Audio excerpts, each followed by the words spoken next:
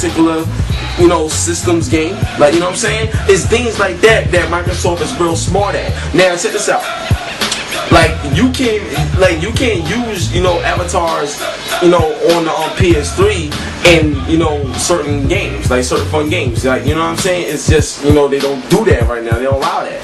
But on 360, you get that incentive. Now, this is crazy because there's a lot of other games coming out where the characters are your avatars. So you're playing with you. You're playing and whoever you're playing against, like, you're playing against, that person in their replica, like, you know what I'm saying, in the video game world. That's like, having that in your mind while you're playing the game is so smart and it's so profitable. Why it's profitable is because it entices you to want to buy clothes. It entices you to want to, like, buy new hairstyles and do this and do that, because now you putting yourself out there for the whole world to see. Let's say you take your avatar online in a video game that allows that feature. You know what I'm saying? It's like people getting to see you, know you. It's like being in the hood or whatever, or just growing up. Like, you want to look fly when you go outside. So you got that same mentality, with an avatar. It's something so small as that generates so much revenue. So that's real smart on Microsoft's part. Now, another thing that's crazy, with this whole avatar situation is that the fact that you are able to put it in games and see a character in more games than one in more areas, there's possibilities that bonuses, will come with that. Like, get this high score with your avatar, and your avatar will be like on a leaderboard on Microsoft's website. And now, you know how people go crazy over achievement points. Imagine how crazy they'll go if they can see themselves, like a video game version of themselves on the front page of Xbox360.com or something like that. A major Microsoft site. Just because they did good in a certain game. You know what I mean? It's things like that make people want to play the Xbox 360 version of games over the competition.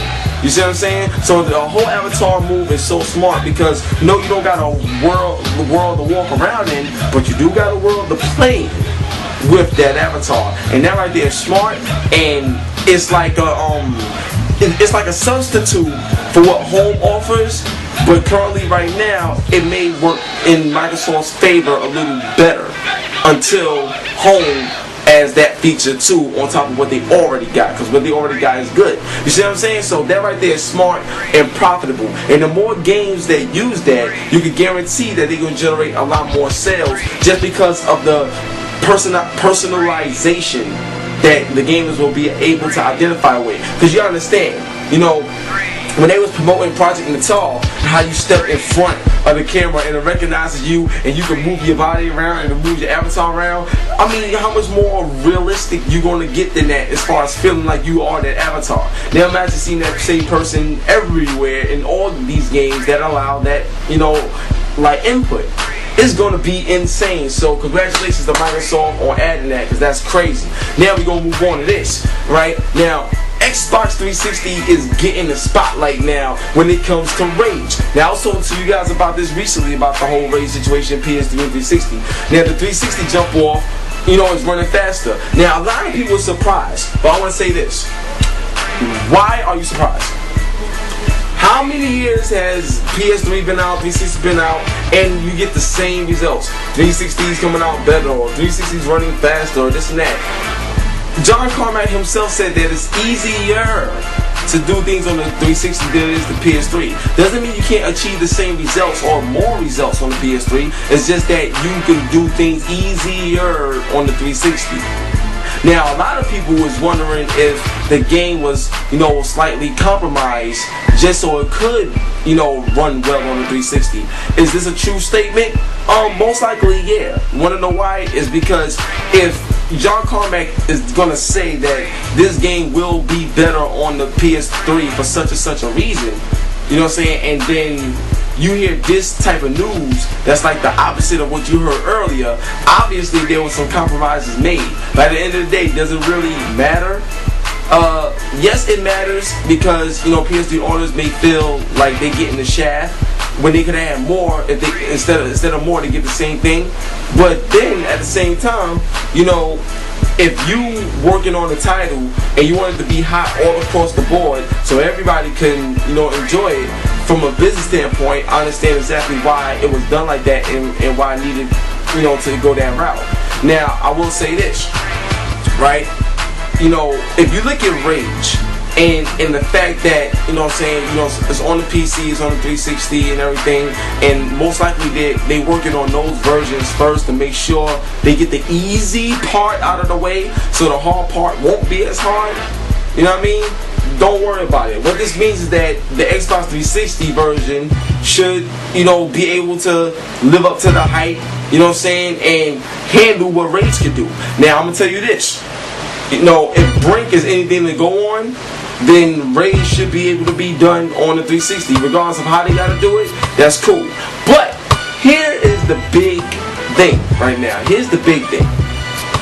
See, Xbox 360, as far as the way it was in the media and in the game industry, especially with fanboys, was always looked at as the console that can't, because of the hardware it has.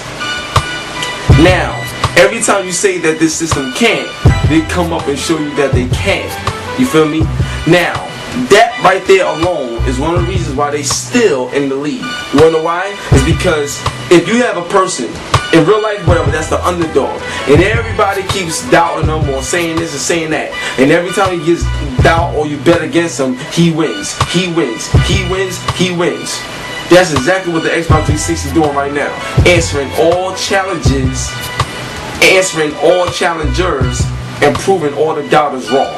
So at the end of the day, it doesn't even matter if Rage is better on the 360 or not. The fact that it can run it, and right now it runs faster, you know what I'm saying? You never know how things are going to end up. But what we know now is that 360 looks to be the version to get.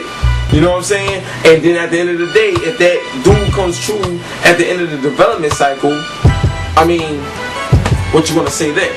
So you're like 2, 3, 4, 5 million points to go to Microsoft just because of that. Now, obviously, this game got a lot of racing and it has a lot of action and it's going to have some multiplayer. Now, Xbox Live. You know what I'm saying? Like when you look at when you look at these things and factor them all in, it's a reason why people would compromise if they have to for the 360 because of everything that's going forward and the money that you want to make in return of the, you know, of what was created out of its software. You see what I'm saying? So right now 360 got the spotlight with Rage, and if things continue going at the pace it is now and nothing changes, like if they leave everything the same, even on PS3, regardless if they can get more out of it, if they do decide to leave it the same, just to have the same experience identically, then it's going to be a problem. So that's something that's only got to work on, because Microsoft seems like they got it in the bag. Feel me? So we're going to see what happens with that. Now, this is the next thing I want to talk about, right? Gears of War 3 to have a female character. Now, I spoke about this mad long ago. But you know the haters start coming out and they gonna be like, oh, he just made that up, oh, he just this and that. Now I don't even want to say the website's name, you know what I'm saying, because if you know my history, you know there was a few sites that I had problems with, you know what I mean. So I ain't gonna even say their name, but you know, if you guys look on the net and you see that there's another article out there talking about, like, you know, rumors to be confirmed, Cliffy B, you know, like when he was asked about the female character, he never said no. And how many times I told you guys, and I kept it real with you guys, if you ask a journalist, if you ask a company a question and they can't give you a no, they gotta give you another answer or dance around it. That means that they either in talks with it or whatever. You understand? PR is trained to say certain things. So when you ask them certain questions, depending on the answer, the hesitation, or whatever it is, you can actually kind of get your answer from that. You feel me? So, you know, remember that, alright? That's why when I be saying certain things, people be like, oh, it's bogus. But a lot of it, you know, actually happens, or you may hear about it months later, and then they forget that I said it first. So I'm going to tell you right now, I'm the one who said Gears of War 3 most likely is going to have a female character. And the reason why is because that's going to be one of their ways to add a brand new dimension of gameplay. And to my knowledge, I think the story has something to do with a female character. You know what I'm saying? And even towards the end of Gears of War 2, hopefully you guys got to that, so here's a little spoiler, but there was like a female boss, you know, lady that was, you know, trying to make some stuff happen, make some stuff pop off, where all the cities was sinking and everything. That has something to do with that female character.